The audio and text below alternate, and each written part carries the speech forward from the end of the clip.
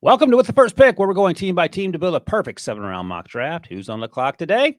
We're breaking down the New York Jets' biggest needs, best fits, and sleeper picks that could make their draft. And by the time we're done, you'll have a complete blueprint for how they can dominate draft weekend. That's Josh Edwards. I'm Ryan Wilson. It's time to get on the clock. Let's build the perfect draft for the New York Football Jets. Pick 7. So they have Justin Fields as a quarterback. They signed, I'm trying to look here through some guys here. Derek Nandi, Andrew Sisko, Brandon Stevens. Those are all defensive guys. Haven't done a lot offensively, Josh.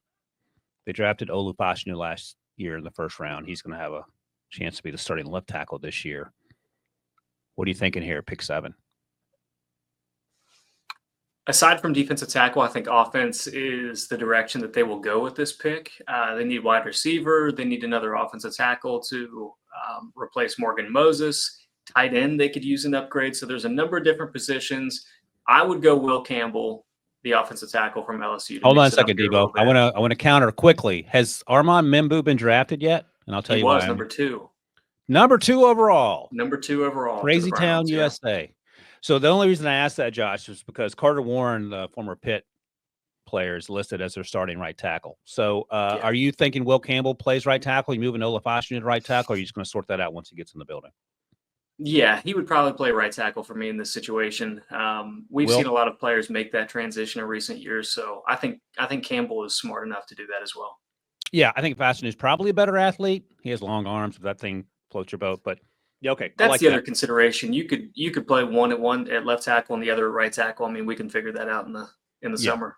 No, I like that pick. I just want to double check on Membu, who is a natural right tackle. All right, Josh. Will Campbell, Olaf Ashnu, tackles of the future in New York. Next up, pick 42.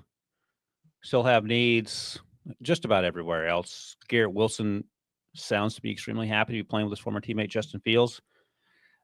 They could use some help with wide receiver, but what are you thinking here? Pick 42. We could look at wide receiver and tight end again. Defensive tackle, I feel they like have Jeremy Ruckert. They signed Stone Smart from Los Angeles.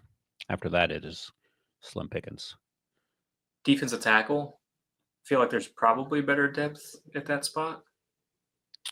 I would imagine you are 100% correct. Shamar Turner, a little rich for me. Alfred Collins, I love.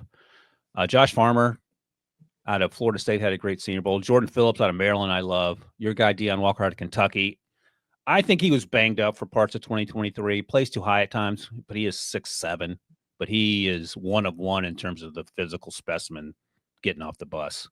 Any of these guys make sense to you? Because I feel like you could find a number of guys here to help you. Yeah, there's a number of guys that I would consider. Ultimately, most of them I thought would be available a little bit later. So if Alfred Collins is a guy that you really like, I'm good with going in that direction. Okay, yeah, this is pick 42. This is around the range I thought he might come off. Him and Vernon Broughton, his teammate, I like a lot too. I think Vernon, for the purpose of this mock draft, is listed a little lower. But let's take Alfred Collins. Let's not get fussy. Pair him with Quinnen Williams. Quinnen Williams. Alfred Collins, get after it. They do have Derek Nandi. I mentioned they signed Byron Coward as well, veteran. All right, man. Ronte Ursery is still there. I mean, you could revamp an offensive line that's been desperately in need of it. I don't know. That feels like overkill at this point. Will Campbell and Ronte Ursery. But wide receiver, tight end could also be considerations here. What do you think? Yeah, go to the tight ends real quick, Debo, if you wouldn't mind.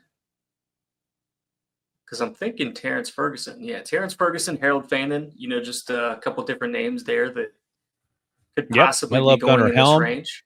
Who ran on a bum ankle in 4.8. Probably not in his best interest, but any of those guys that you like, because this tight end class is fun. There are a lot of good dudes. Yeah, I want a bigger body to go with Justin Fields. Let's go with Terrence Ferguson from Oregon, who had a really great combine experience and I think helped himself a lot. Had a good season, ran really well at the combine. Harold Fannin Jr. I love, but he reminds me of a slightly bigger Malachi Corley, who they drafted and decided not to use last year for various reasons. So I don't know if you need two of those guys there. We can have this conversation as well. Do we want to consider a quarterback? Justin's on a 2-year deal. After that is Tyrod Taylor and Jordan Travis out of FSU, who's never played because he broke his leg his last year of college and didn't see the field at all last year. Could go with another Ohio State quarterback, just making an Ohio State quarterback room. Yeah, I'm down with that. And, he's a different style player, Will Howard is, than Justin Fields, but he's enormous, and he's actually a good athlete. He has a big arm, and he had 2 really good games down the stretch, Indiana, and then the national title game. Didn't throw well at the It's like getting combine. a free look. It's like getting a free look at a quarterback. So yeah, I'm good. Let's go in that direction. All right. If Will he ends Howard. up being a long-term backup, then so be it. That's a 4th-round pick, and that feels about right for Will Howard. Maybe he goes a little earlier than that. Pick 145 is next. 4 picks to go. So, what's next? So we have tight end. Let's look at wide receiver, Debo. Let's get Justin some weapons here. Scroll down a little bit. I know Josh is Kyle Williams guy. I'm an Isaac Tesla guy. Juice Wells. All right, here's what I'm going to suggest. I don't know if you've watched Dante Thornton Jr. out of Tennessee. He's 6'4", 210, ran in the 4.3s, and that shows up on tape. He's Brian Thomas Jr. light in terms of that. He's not a first-round pick, but he is insanely athletic, and he just runs past people all day long. So just let Justin throw up go balls, George Pickens style, and go from there. You okay with that? Yeah, let's do it. All right. 5th-round pick. That sounds like around the range, so maybe Dante goes off the board. I like him a little more than that, but that's okay. Pick 162. Back on Quincy Riley from Louisville jumps out to me here without seeing who else is available at this point. I think that would be good value for where we are at this stage. Yeah, 5th-round pick. Upton Stout, like him too. Yeah, I'm fine with Quincy. He's a little handsy, but we're taking him at 162. We're not taking him at 62.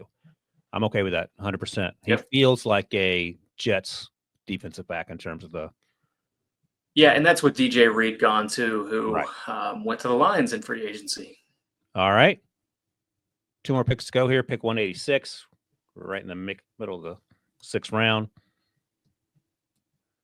What do you want to do here? Let's see. Who's available along the interior offensive line, Debo? Hold on 1 second. This is not real life, I don't think, but Bashal Tootin is still there, the running back out of Virginia Tech. I can't imagine he'd be available at pick 186. And if we want to keep it close to real life, we can not take him here, but that just caught my eye. So what were you asking position-wise? I said interior offensive line just to see what kind of options would be available, build out some depth in that room. So Jack Nelson, Jake Majors. I like Miles Frazier. I like Jack Nelson as well. Wisconsin tackle. Miles Frazier, the guard. Jackson Slater, the FCS player out of Sac State. Scroll down a little bit, Debo. Holland Pierce, Timothy McKay at NC State. My guy Clay Webb, Dylan Fairchild. Xavier Truss out of Georgia as well. I'll let you pull the trigger on this one, Josh. Trey Weddick, I think, is a good player at Indiana. Tackle, maybe has to move inside. Let's see. Where are they on running back? I guess we can go Tootin. All right. We can go Tootin. If he's here, we don't know. He could be available. I don't know, man. I love that kid. And finally, pick 207. This pick. Yeah, let's look at the interior offensive line. Let's go with Marcus Ware, if he's still there. Scroll down a little bit. Montana State. Montana State. Let's do it. Josh repping the FCS. All right, cool. That is it for the New York Football Jets. They got Will Campbell up top to pair with Olaf Ashanu. Maybe Justin Fields finally has an offensive line that can protect him a little bit. Then Alfred Collins. We're building through the middle. In round 2, the Texas defensive tackle, Terrence Ferguson, the athletic Oregon tight end. Will Howard, quarterback at Ohio State in round 4. Dante Thornton Jr., the 6'4" burner from Tennessee in round 5 at wide receiver. Quincy Riley, the physical cornerback. Bashal Tootin somehow still available from Virginia Tech, the running back in round 6. And finally, Marcus Ware adds some depth along the offensive line. With the final pick 207. You think Rick would be proud? Rick would be proud. That wraps up the perfect New York Jets draft class. Make sure to subscribe to NFL on CBS on YouTube and download With the First Pick wherever you get your podcasts. And stay tuned for more Ultimate Mock Drafts because we're hitting all 32 teams.